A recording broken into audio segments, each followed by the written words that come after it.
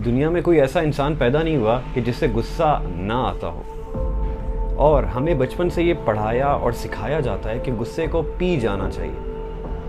हम में से अक्सर लोगों ने ये किया होगा, इवन मैंने भी किया है कि मैंने अपना गुस्सा पिया है, लेकिन मुझे उससे कुछ फ़ायदा नहीं हुआ।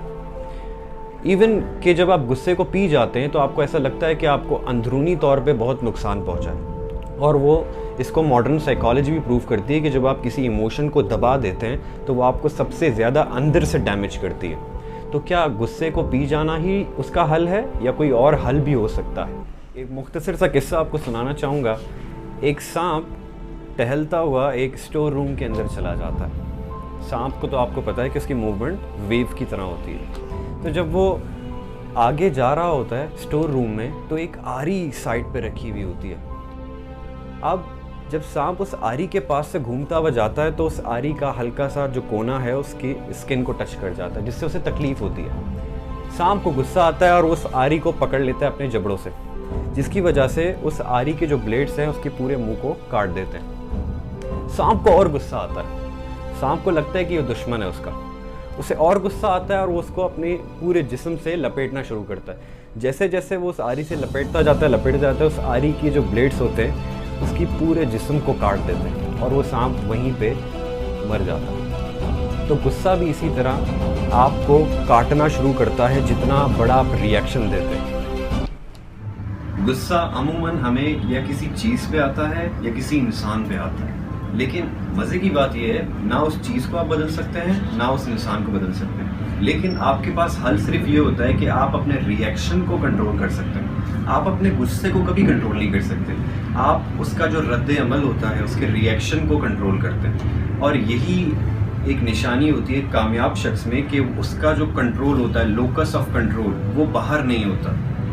बाहर की कोई एक्सटर्नल जो कंडीशंस हैं वो उसके मूड को चेंज नहीं कर सकती। वो इमोशनली इतना स्ट्रांग होता है कि कोई चीज़ या कोई भी बुराई उसे इमोशनल जो उसका जोन है उससे बाहर नहीं निकालती। वो ओवर रिएक्शन नहीं करता, वो ओवर रिएक्ट नहीं करता। अब आपके दिमाग में सिर्फ एक ही सवाल होगा कि इस गुस्से को कंट्रोल कैसे किया जाए या फिर इस गुस्से को चैनलाइज कैसे किया जाता है। तो उसकी कुछ टिप्स हैं जो मैंने खुद फॉलो किए हैं, मैं आपको बताना चाहूँगा। नंबर 1 टिप ये है कि जब आपको गुस्सा आता है तो आप दूसरों के ऊपर इल्ज़ाम डालना छोड़ दें। आपका जो यू है उसे आई में रिप्लेस कर दें। आप ये ना कहें कि ये तुम्हारी गलती थी इस वजह से ये हुआ, या फिर ये उसने किया इस वजह से हुआ, वो अगर ऐसा ना करता तो मुझे गुस्सा ना आता, वो अगर शीशा नहीं तोड़ता तो मुझे गुस्सा नहीं आता। उस वो को मैं बदल दें। अगर मैं ऐसा ना करता तो शायद मुझे गुस्सा नहीं आता। मैं अगर अपने आप को काबू कर लेता तो शायद मैं उसे इतनी गालियां ना देता। तो इस मैं को जब आप अपने आप पे कंसिडर करते हैं तो आपका गुस्सा खुद ब खुद कम होता है। और दूसरी इसकी सबसे इम्पोर्टेंट बात यह है कि टिप नंबर 2 ये है कि आप उस इंसान को माफ़ कर दें। जब आप माफ़ करना सीख जाते हैं तो आपका गुस्सा कम हो जाता है। हम में से अक्सर लोग अपने गुस्से को अंदर दबा लेते हैं।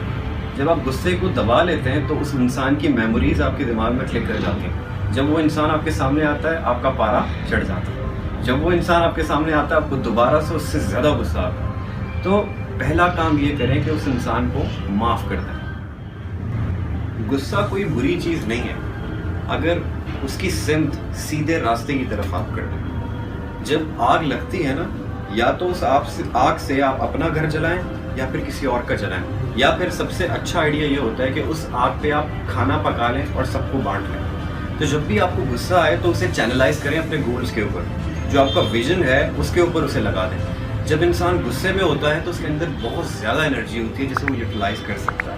तो गुस्सा कोई नेगेटिव बात नहीं है, लेकिन गुस्से को चैनलाइज करना एक पॉजिटिव रास्ते की तरफ, वो आपकी कामयाबी की सबसे बड़ी वजह बनती है।